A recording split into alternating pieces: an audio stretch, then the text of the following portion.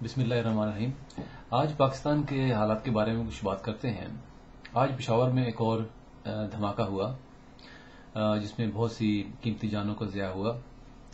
اگر آپ پشاور کے دھماکوں کی تعداد گنی جائے، پچھلے 11 مہینوں میں تقریباً 33 دھماکے ہو چکے ہیں، اور اس کا مطلب یہ ہوا کہ تقریباً 3 دھماکے ہر مہینے میں ہوئے، اور آپ اندازہ لگائیں کہ ہر 10 دن کے بعد ایک دھماکہ پشاور میں ہوا۔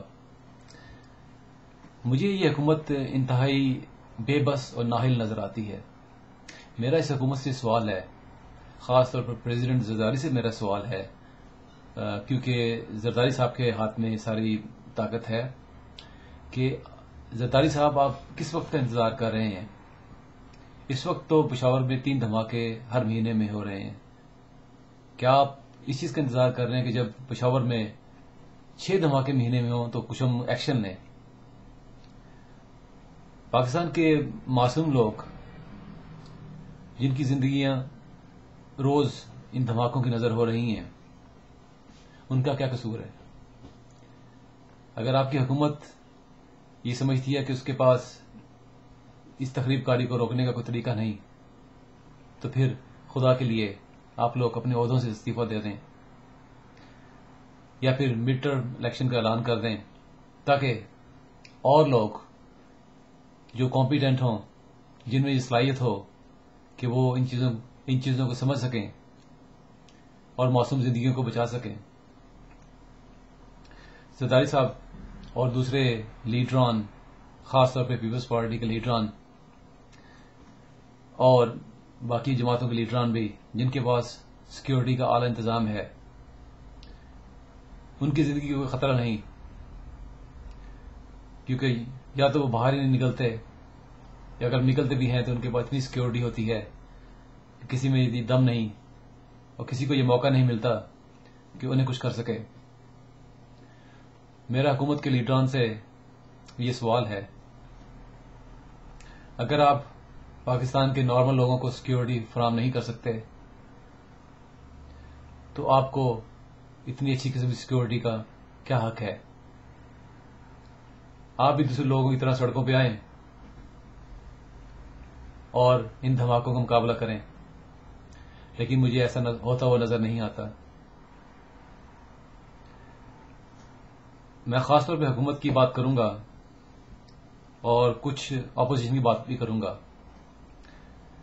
پچھلے 2 سالوں سے پاکستانیوں کے ساتھ جو کچھ ہو رہا ہے،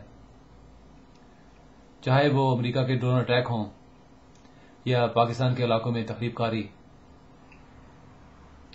جس طرح حکومت بے بس نظر آتی ہے، اسی طرح اپوزیشن، خاص طور پر پاکستان مسلم لیگ نون، ANP، MQM، ان لوگوں نے اپنے منہ بند کیے ہوئے ہیں۔ ایک بات ان لوگوں کو سمجھ لینی چاہیے کہ آپ لوگ اپوزیشن میں ہیں،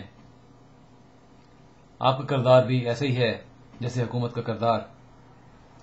آپ چاہیں تو یہ حکومت رہ سکتی ہے، اگر آپ نہ چاہیں تو یہ حکومت گر سکتی ہے۔ میں یہ سمجھتا ہوں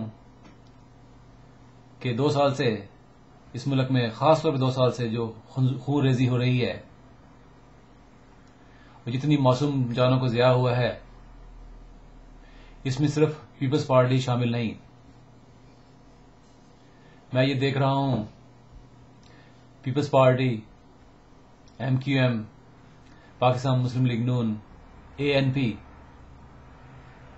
ان تمام پر ذمہ داری عائد ہوتی ہے، اور ان کے ہاتھ ان معصوم لوگوں کے خون سے رنگے ہوئے ہیں، کیونکہ اگر مسلم لیگ نون چاہتی، انہیں اس حکومت کی کارکردگی کا اندازہ ہو چکا تھا۔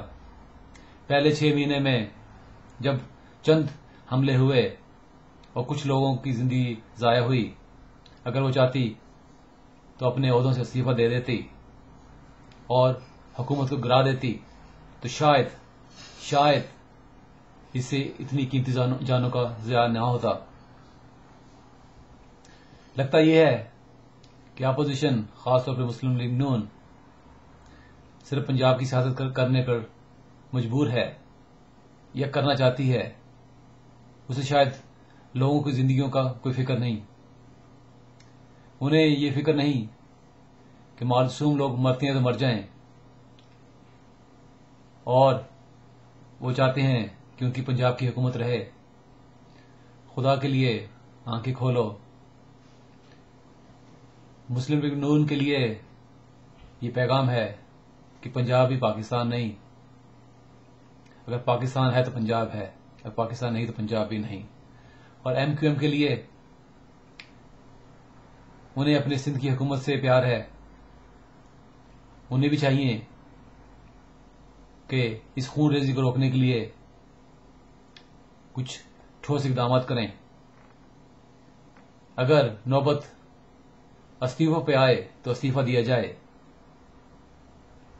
اور اگر نوبت لانگ مارچ پہ آئے تو وہ بھی کیا جائے. کیونکہ میں یہ سمجھتا ہوں کہ خاص طور پر مسلم لیگ نون کے پاس یہ پاور ہے. اگر وہ اپنے عہدوں سے استعفی دے دے تو پیپلز پارٹی کی حکومت گر سکتی ہے. یہ سب کچھ بھی نہ ہو تو پیپلز پارٹی پر یہ ذمہ داری ہے، بھاری ذمہ داری ہے. کیونکہ مشرف کی حکومت کے بعد لوگوں نے ایک جمہوری نظام کے لیے ووٹ دیا. لوگوں نے اس چیز کے لیے ووٹ دیا کہ امریکہ کی جاگیرداری اس ملک سے ختم ہو، پاکستان اپنی سرحدوں کی خود حفاظت کرے، اور ایک ایسی خارجہ پالیسی ہو جو کہ پاکستان اور پاکستانیوں کے جذبات کی ترجمانی کر سکے. آپ کو یہ سن کر حیرت ہوگی کہ جتنے حملے جب سے اوباما نے اقتدار سنبھالا، جتنے حملے پاکستان پر اس کے دور میں ہوئے ہیں، اتنے حملے بش کے زمانے میں بھی نہیں ہوئے تھے. آپ اس سے اندازہ لگا سکتے ہیں کہ یہ حکومت کتنی بے بس ہے. میری اس حکومت سے گزارش ہے، خدا کے لیے اگر آپ لوگ سمجھتے ہیں کہ آپ اس حکومت کو کنٹرول نہیں کر سکتے، آپ امریکہ کی آنکھوں میں آنکھیں ڈال کے بات نہیں کر سکتے، تو خدا کے لیے اس ملک میں نئے الیکشن کروائیں. کیونکہ 400-500 لیڈروں کے لیے یہ ملک نہیں بنا. یہ ملک 18 کروڑ لوگوں کا ہے، اور ان 18 کروڑ لوگوں کو یہ حق ہے کہ وہ اس چیز کو جانیں کہ اس ملک کی حفاظت کس طرح کی جانی چاہیے. کیونکہ یہ تخریب کاری جو کہ حد سے بڑھ چکی ہے، اور یہ حکومت انتہائی ناکام نظر آتی ہے. اس حکومت کو سمجھ نہیں آتی کہ اسے کیا کیا جائے. اس کے علاوہ اور بھی بہت سارے مسائل ہیں.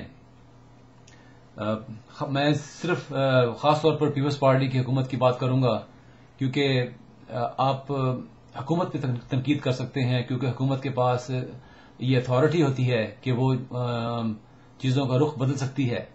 وہ خارجہ پالیسی نہیں بنا سکتی ہے، وہ اپنی اندرونی پالیسی بنا سکتی ہے.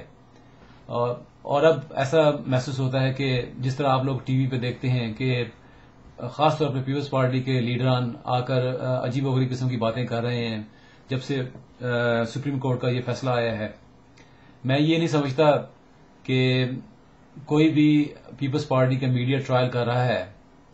جب آپ یہ لوگ دیکھیں کہ پیپلز پارٹی کی حکومت ڈرون حملے بند کرانے میں ناکام رہی، غربت بڑھتی جا رہی ہے، بجلی کا بحران ہے، گیس کا بحران ہے، پھر آپ کو کیری لوگر بل کا پرابلم آپ لوگ سب لوگوں کے سامنے رہا، تخریب کاری ان سے رک نہیں رہی. تو یہ ان لوگوں کو تھوڑی سی شرم آنی چاہیے کہ جب وہ ٹی وی پہ آتے ہیں اور اس طرح کی باتیں کرتے ہیں.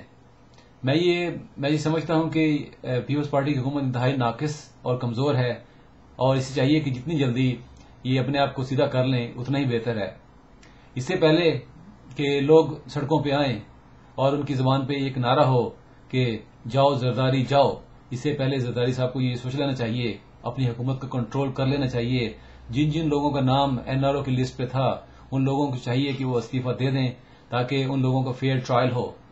اور اس وقت سب سے اہم اور ضروری بات ہے کہ زرداری صاحب خود بھی استعفیٰ دیں تاکہ کوئی اور انڈیپینڈنٹ پریزیڈنٹ پاکستان میں آئے اور حالات کو بہتر کرے. بہت بہت شکریہ. آپ سے پھر بات ہوگی. خدا حافظ.